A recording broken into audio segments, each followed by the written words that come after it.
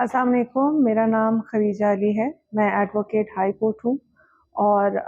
बतौर state council Islamabad high court में काम कर रही हूँ। मैंने एलएलबी लॉयर्स मूवमेंट के बाद किया था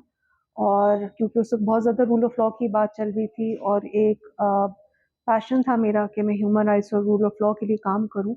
तो इसलिए फील्ड मुझे बहुत पसंद आई और मैंने अपना एलएलबी कंप्लीट किया। एलएलबी जब मैंने कंप्लीट किया तो जिस दिन मैंने अपना आखिरी पेपर दिया था उसके 2 हफ्ते बाद मैंने एक लॉ फर्म ज्वाइन कर ली, क्योंकि मैं लिटिगेशन करना चाहती थी, वकालत करना चाहती थी, प्रैक्टिसिंग लॉयर बनना चाहती थी। इसमें रेजिस्टेंस थी मेरे घर वालों की तरफ से, क्योंकि वो चाहते थे कि मैं कॉर्पोरेट लॉयर बनूं, इन हाउस लॉयर बनकर काम करूं, किसी के दायरे के अंदर बैठ के काम करूं। तो ये कोर्ट कचहरी के चक्करों में पड़ना और कोर्ट कचहरी में भागना, ये ज़रा शुरू में मेरे ख़ानदान वालों के लिए मुश्किल था, लेकिन वक्त के साथ वो फिर इस बात के ऊपर मान गए। मैंने जब फर्म के अंदर काम शुरू किया और ये लिटिगेशन और प्रैक्टिस शुरू की, तो उसके कुछ महीने बाद एक इदारा है जो कि उस वक्त काम कर रहा था जिनसी हरासानी के कवानीन के हवाले से, तो उन्होंने मुझे हायर किया एज अ लीगल कोऑर्डिनेटर, जिसमें मेरा ये रोल था कि जितने भी नए लॉज जो उस वक्त आ रहे थे उसके ऊपर रिसर्च करना, उसके ऊपर लॉबिंग एडवोकेसी स्ट्रैटेजीज बनाना, और जितने भी केसेस आ रहे थे सेक्सुअल हरासमेंट के औरतों के, उसकी रिप्रेजेंटेशन करना मुतसिब के दफ्तर में। तो ये तमाम चीज़ें मैंने फिर उस वक्त ये काम शुरू कर दिया। इसमें बहुत से ऐसे लॉज थे 2011 में, जिसके अंदर एंटी वुमेन प्रैक्टिसेस एक्ट है, acid and burn crimes act है, हमारे पास उस वक्त national commission on the status of women act भी आया। ये बहुत से कवानीन जो हैं ये मेरे सामने ही असेंबली में पास हुआ और इसके अंदर काफ़ी तवील अरसे से हम लोग एक कोशिश और लॉबिंग एडवोकेसी और रिसर्च कर रहे थे। इसके बाद जब मैंने प्राइवेट प्रैक्टिस की तो उसके अंदर एक मेजर इशू मेरे लिए या बैरियर मेरे लिए ये था कि जो क्लाइंट मेरे पास आते हैं वो या तो हरासमेंट के केसेस लेकर आते हैं या वो फैमिली केसेस लेकर आते हैं, और मोस्टली जो मेरी क्लाइंटर है वो वर्किंग वुमेन एंड वुमेन है।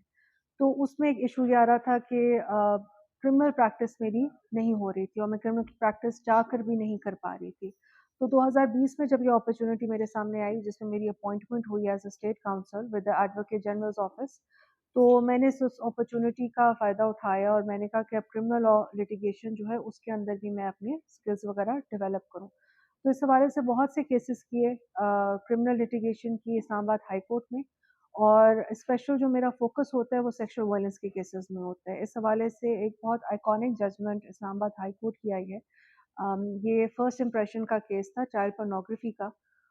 ये मैंने आर्ग्यू किया था, इसमें काफ़ी हद तक मेरे आर्ग्यूमेंट्स जो हैं वो एक्सेप्ट भी हो गए थे और बड़ी अच्छी और बड़ी जेंडर सेंसिटाइज जजमेंट इस केस में हमारे सामने आई। तो ये अभी तक की मेरी जर्नी रही है। उम्मीद है आगे भी मैं मज़ीद काम कर सकूँगी इस एरिया के हवाले से। अगर हम बात करें ख़वातीन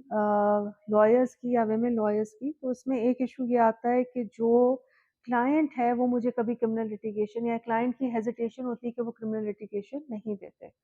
मेजॉरिटी जो केसेस आते हैं वो इसी नौइयत के होते हैं, फैमिली केसेस आ गए या आपके पास हरासमेंट के केसेस आ गए, लेकिन जो क्रिमिनल लिटिगेशन है, जो मर्डर ट्रायल्स है, जो रेप ट्रायल्स है, जो मेन चीज़ें हैं, वो उसका क्लाइंट मुझ तक आना जो है वो थोड़ा मुश्किल था। तो इसलिए ये जब मैंने काम शुरू किया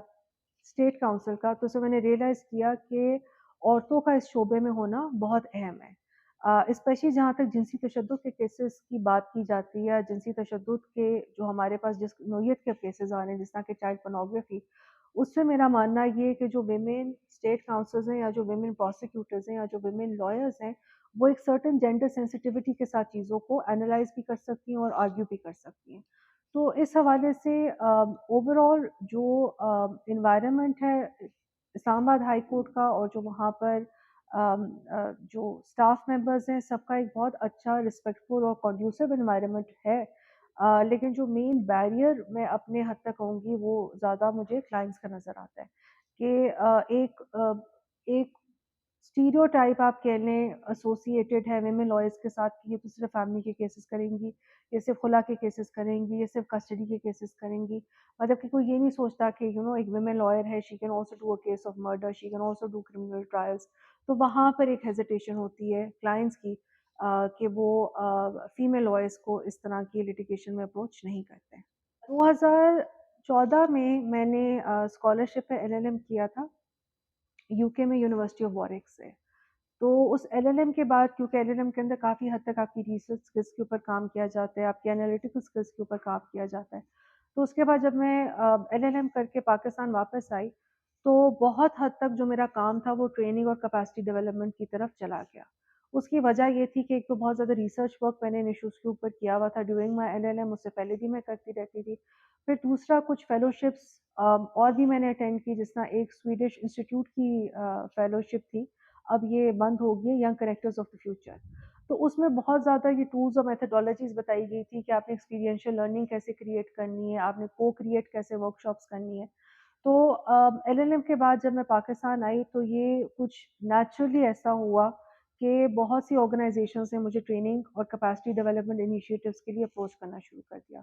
तो इस हवाले से मैंने काफ़ी मॉड्यूल्स, काफ़ी ट्रेनिंग मटेरियल्स, काफ़ी ट्रेनिंग सेशंस जो हैं वो मुख्तलिफ अदारों के साथ कंडक्ट किए हुए हैं। लास्ट ईयर पूरा साल मैं बिज़ी थी एक यूरोपियन यूनियन के प्रोजेक्ट के साथ, जिसमें हमने बलूचिस्तान के तमाम प्रोसिक्यूटर्स और बलूचिस्तान के तमाम जजेस की ट्रेनिंग की एडमिनिस्ट्रेशन ऑफ जस्टिस के ऊपर, और human rights safeguards with in the administration of justice. और यही ट्रेनिंग हमने सिंध में भी की, जिसमें हमने तमाम प्रोसिक्यूटर्स और तमाम जजेस सिंध में जो थे उनको हमने ये बताया कि जस्टिस सिस्टम के अंदर या एडमिनिस्ट्रेशन ऑफ जस्टिस के हवाले से हम ह्यूमन राइट्स स्टैंडर्ड्स को कैसे अपहोल्ड करते हैं। तो बहुत ज़्यादा ट्रेनिंग का जो मेरा काम है वो gender, human rights, international law और कैपेसिटी डेवलपमेंट की क्या मेथोडोलॉजी होनी चाहिए, इन चीज़ों से इन्फ्लुएंस